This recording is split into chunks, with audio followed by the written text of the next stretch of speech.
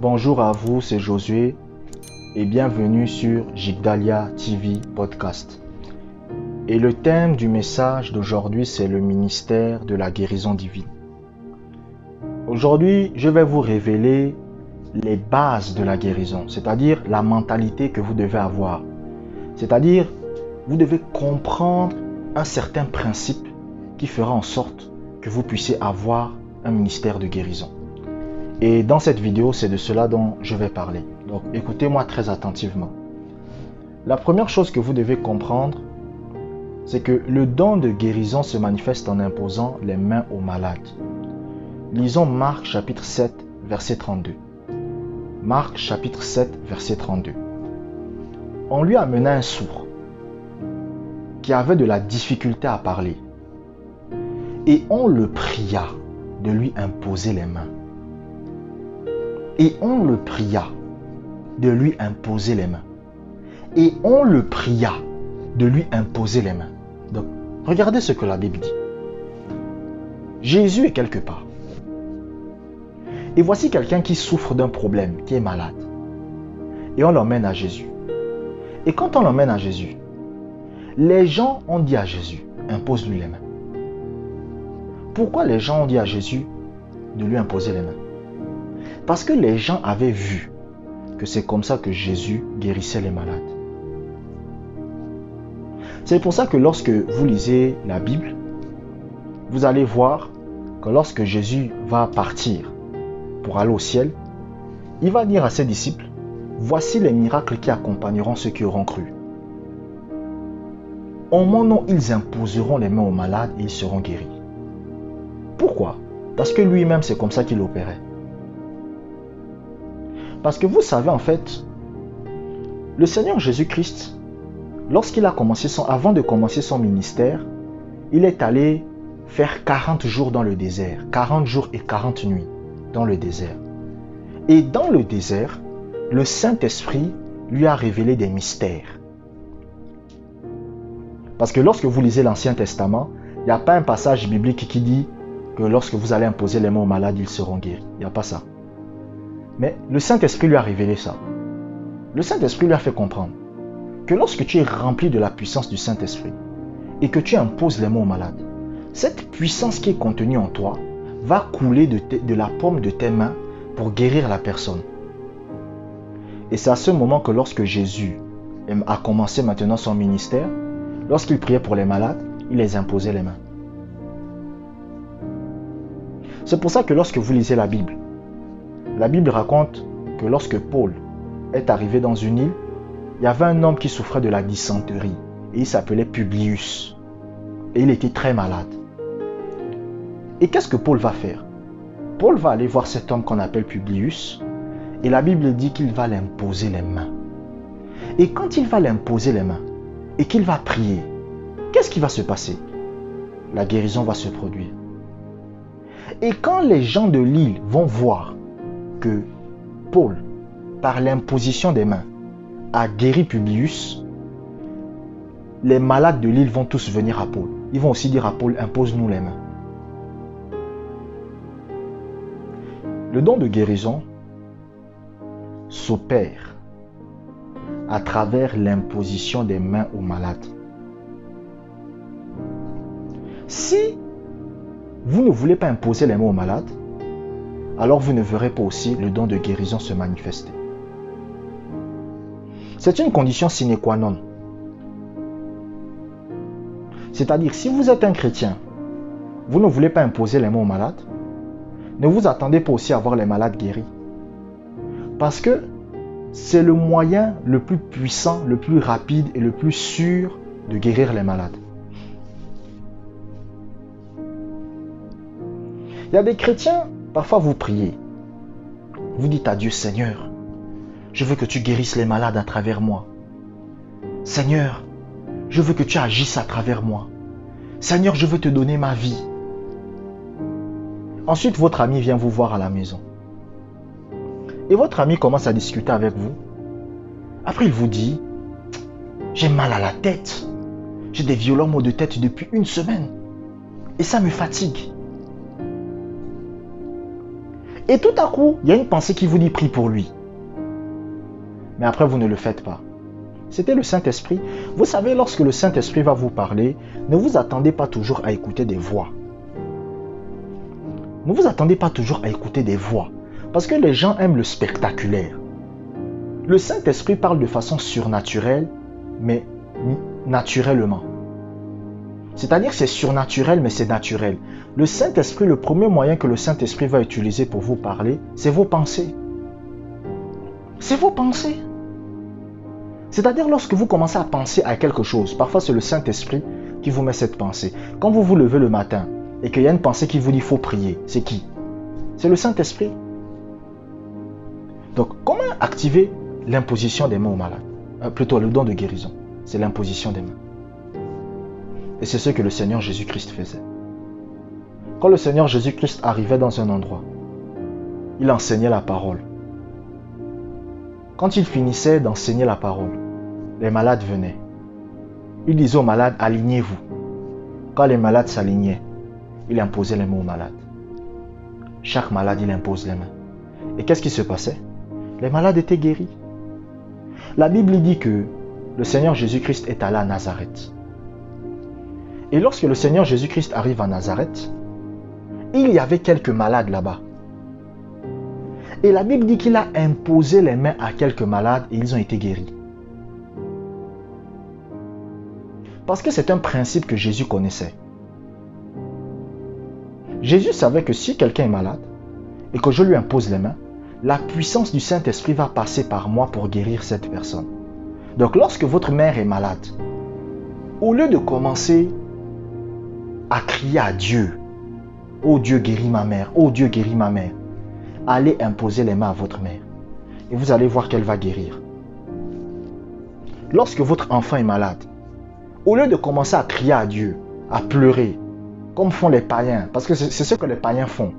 Les païens, quand leurs proches sont malades, ils se mettent à crier, à pleurer n'importe comment. Au lieu de commencer à crier et à pleurer n'importe comment, allez voir votre enfant, imposez-lui les mains et vous allez voir, la guérison va se produire. Et j'ai plein de témoignages des gens comme ça, des femmes au foyer, des pasteurs, des jeunes hommes, des gens. C'est pour tout le monde. Si vous refusez d'imposer les mains aux malades, ne vous étonnez pas aussi que le don de guérison ne se manifeste pas. Oui.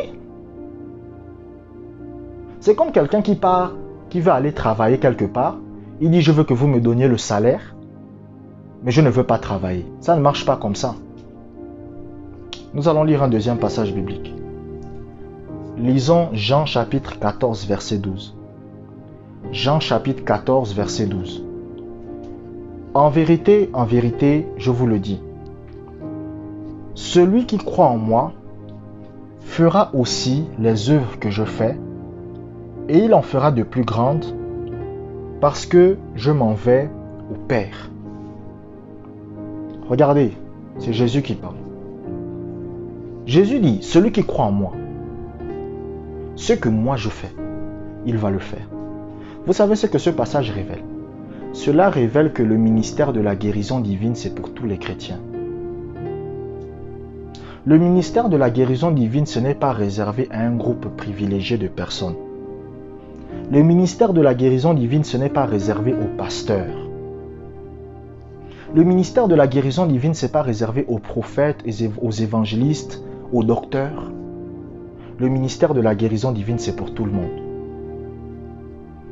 La Bible raconte l'histoire d'un homme de Dieu qu'on appelle Philippe. Philippe n'était même pas un évangéliste, c'était ce qu'on appelle un simple diacre. Dans Actes des Apôtres, le diacre était chargé de servir aux tables.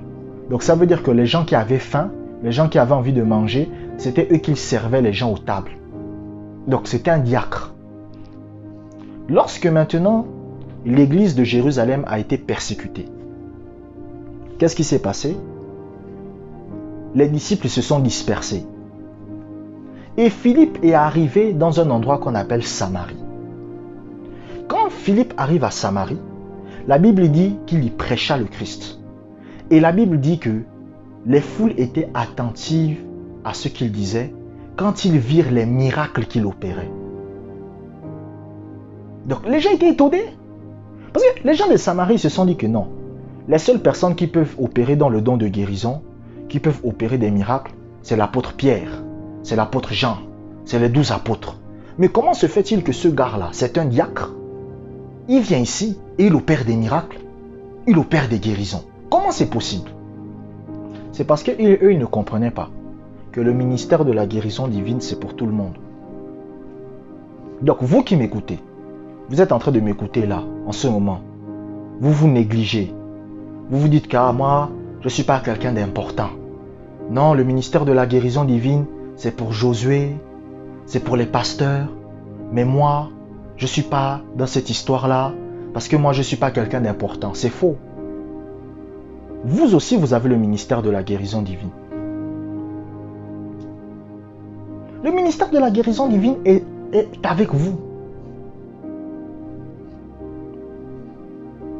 Vous savez, il y a une histoire qui me fait beaucoup rire dans Walt Disney. Si vous regardez Walt Disney, une histoire qui me fait beaucoup rire, c'est l'histoire du roi lion. Vous savez, le lion en général, c'est un animal féroce. C'est un animal féroce, dangereux, plein de prestige. Mais lorsque vous regardez le dessin, le film animé, le roi lion, Simba, qui était censé être le roi de la savane, se comportait comme un herbivore. Parce qu'il n'était pas conscient de qui il était. Donc c'est la même chose que vous. Vous n'êtes pas conscient que vous êtes un roi. Vous n'êtes pas conscient que vous êtes une reine. Vous n'êtes pas conscient que Dieu vous a créé pour la domination sur la puissance des ténèbres. Vous n'êtes pas conscient que Dieu vous a créé pour la bonne santé. Vous n'êtes pas conscient de ça. C'est pour ça que vous acceptez tout ça. Si vous savez qui vous êtes réellement, si vous êtes conscient de qui vous êtes, Satan ne pourra plus vous oppresser. Parce que quand je dis que le ministère de la guérison divine est pour tout le monde, il y a des chrétiens, vous êtes là, vous vous dites, bon, même si Josué dit que c'est pour tout le monde, c'est pour tout le monde sauf moi. Non, même vous. Si vous êtes une femme de 80 ans, vous avez le ministère de la guérison. Vous êtes une femme de 50 ans, vous avez le ministère de la guérison. Vous êtes un jeune homme de 18 ans, vous avez le ministère de la guérison. Vous pouvez même être malade vous-même et avoir le ministère de la guérison. Oui, oui. Vous êtes malade vous-même. Écoutez, je vous dis la vérité. Vous pouvez être malade vous-même et vous avez le ministère de la guérison. Moi, je me rappelle à l'époque, lorsque je me suis converti, la première année de ma conversion, en tout cas vers le début de ma conversion, j'avais la constipation chronique et j'étais aussi asthmatique. Donc, j'avais un peu des problèmes. Mais j'étais allé voir quelqu'un qui avait la tuberculose et qui était à son étape finale. Ça veut dire qu'il était bientôt sur le point de mourir. Et par la grâce de Dieu, il a été guéri. Donc, il a été guéri alors que moi-même j'étais malade. Le problème, c'est que beaucoup de personnes ont des traditions dans la tête. Comment je peux guérir un malade alors que moi-même je suis malade? Je vous dis, tout le monde a un ministère de guérison.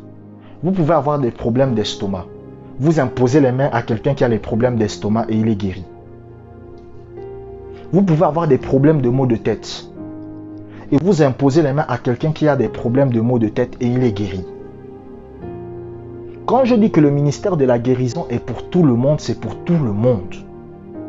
Même un enfant de 12 ans qui a donné sa vie à Christ, qui croit en Christ, il impose les mains aux malades. Les malades seront guéris. Mais si vous vous limitez vous-même, c'est-à-dire si vous-même vous vous dites que vous êtes indigne, mais écoutez, il y a des choses même que je ne peux pas dire dans cette vidéo parce que, bon, le temps me manquerait. Mais c'est ça que vous devez saisir. Le Seigneur a dit, vous ferez les œuvres que je fais. Donc ça veut dire que ce que moi j'ai fait, vous allez faire la même chose. La façon dont moi j'opérais, vous allez opérer de la même façon.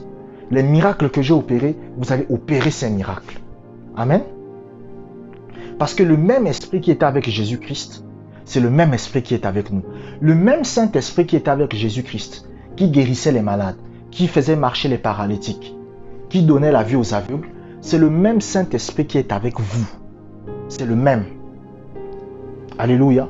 Donc, tous les chrétiens ont un ministère de guérison, y compris vous. Amen. Je vous remercie d'avoir écouté ce podcast jusqu'à la fin. Abonnez-vous pour des prochaines vidéos et que la grâce du Seigneur soit avec vous.